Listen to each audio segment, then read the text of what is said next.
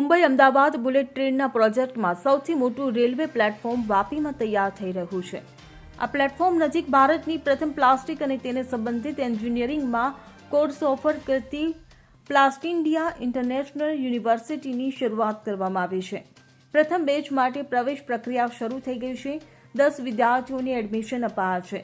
100 કરોડના ખર્ચે 35 એકરમાં બનનારી આ યુનિવર્સિટીની પ્રથમ બેચ સપ્ટેમ્બરથી શરૂ થશે, જેમાં 60 વિદ્યાર્થીને પ્રવેશ અપાશે. અમદાવાદ, સુરત, વાપી, વલસાડ અને મુંબઈના વિદ્યાર્થીઓ અભ્યાસ માટે આવશે. મહત્વનું છે કે વાપીના ભાગ જીઆઈડીસી ડુંગરામાં સ્થિત છે. આ સ્થાન યુનિવર્સિટીને વિવિધ પ્લાસ્ટિક અને પોલિમર પ્રોસેસિંગ એકમોની નિકટમાં છે, જે વિદ્યાર્થીઓના શીખવાના અનુભવોમાં વધારો કરશે. વલસાડ જિલ્લાના વાપીમાં એન્જિનિયરિંગમાં કોર્સ ઓફર કરતી પ્લાસ્ટિન્ડિયા ઇન્ટરનેશનલ યુનિવર્સિટીની શરૂઆત થતાં ઉદ્યોગને અને વિદ્યાર્થીઓને ફાયદો થશે. પીઆઈઓએ તેના કાર્યક્રમોમાં આંતરરાષ્ટ્રીય નિપુણતા લાવવા માટે યુનિવર્સિટી ઓફ મેસેચ્યુસેટ્સ લોવેલ યુએસએ સાથે ભાગીદારી કરી છે.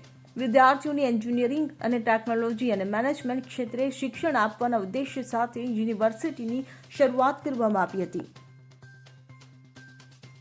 Bureau report CN24 news. હવે જુઓ દેશ દુનિયાની તમામ ખબરો તમારી આંગળીના ટેરવે.